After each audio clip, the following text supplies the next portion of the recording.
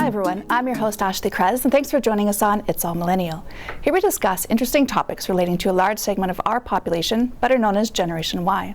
On today's show, we are talking about millennials and spending habits, and here with us to share their thoughts are Kamal Gupta, a business and technology consultant, as well as Anita Wing Lee, a transformational life coach and motivational speaker. Thank you for joining me, you two. Thank you for having us. Thank you for having us. You're welcome. So this is a very hot topic, millennials and money, and the perceived image that we have about how we spend. So let's get into it, eh? Sure. All right. So last year, Fidelity released a survey about millennials and money. They had said that about 47% of them are actually saving for their retirement. Right. So that's almost half, right? 47%.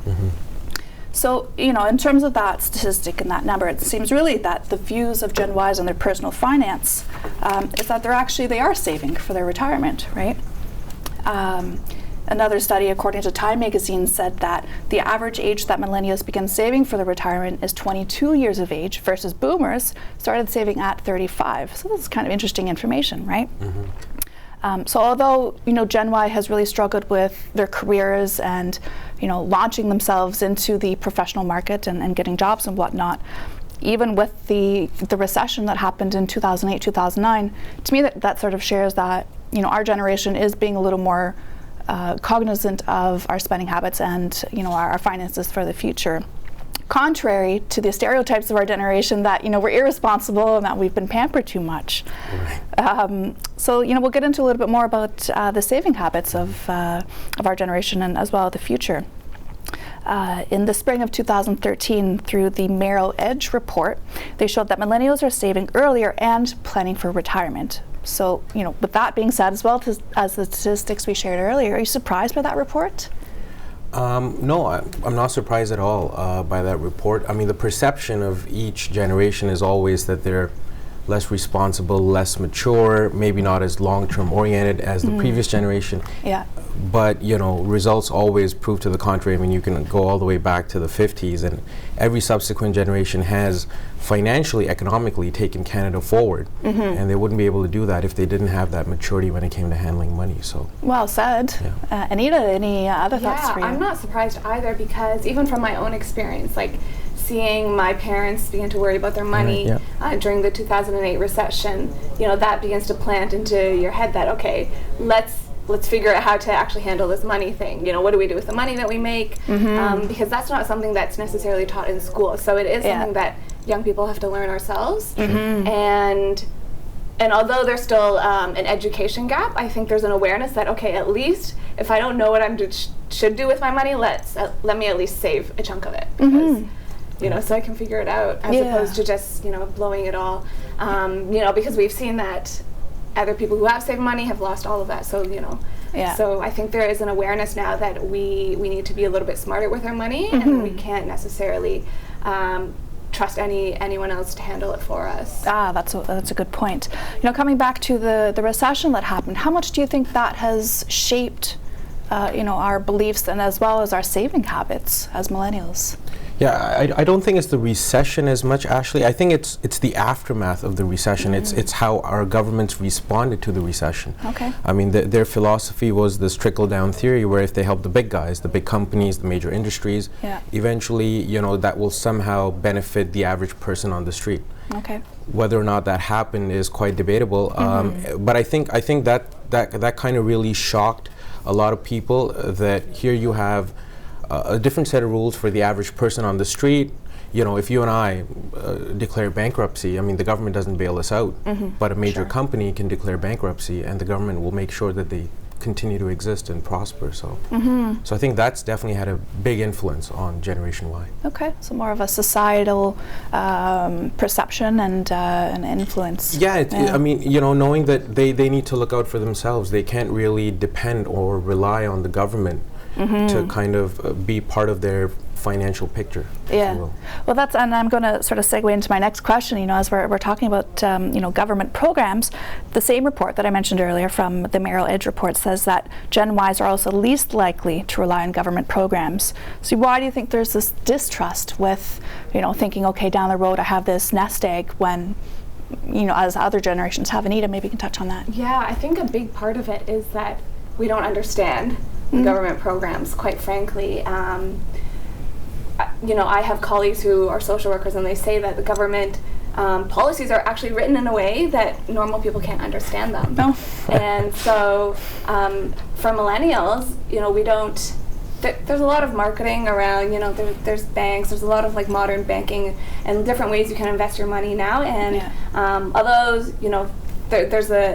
it's a murky waters there at times, at the same time, government policies aren't that much clear. And I think we've been brought up with that sense of like, we want to be independent.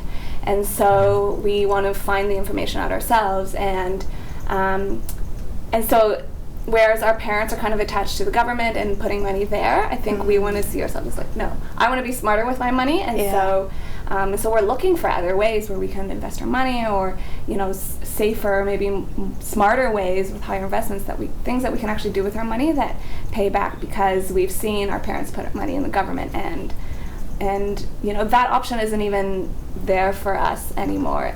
In some sense, like thinking that we can stay in the same job and just put money in the same, retirement savings with the government, like that option's not with us, because we know that we're probably not going to be in the same job for the next 40 years. So we're starting to take ownership of where we put our money and how we spend it. And that's, I like that keyword there, ownership, right? Really, it's, understanding that, okay, if I'm not clearly understanding the government programs and what's out there for me, then I'm going to first of all figure out what my goal is, and then from there do more research, utilize the tools that are available to really say, okay, these are the tools, what's my end goal, how can I get from A to B, right? And using resources and technology that's available to us. Is that sort of the overall consensus here? Yeah, and I think part of the distrust is also, the government comes up with certain ideas, but a lot of times they don't follow through. Yes. So promises don't align with their policies. Okay, you know what? Let's keep talking about this. I'm sorry, we got to go to break. Because Generation Y doesn't, agree with that perception. Absolutely. Thank you, Kamal. You know what? Keep watching. When we come back, we'll talk more about spending habits, saving. It's a good topic. Keep watching.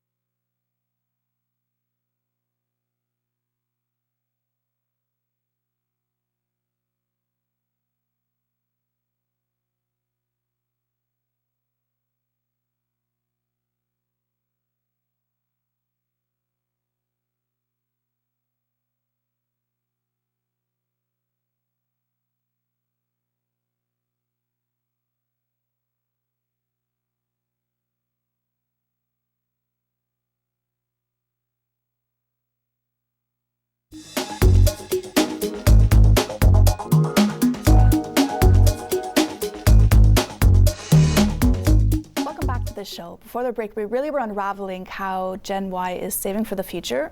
Now we're going to just explore more on how Gen Y is actually spending their money. Welcome back to the show. Yes, so in terms of spending habits, there was another report that took a look at how we actually shop. So I'll share some statistics with you. They said that 80% believe that it's important to get the lowest price on most things that they purchase, which is up from 69% in 2010. 60% are likely to choose from a lower priced brand over the usual if they can save money, okay, which is up from 51% in 2010. And 57% make a point to search online and shop for discounts before making their purchase.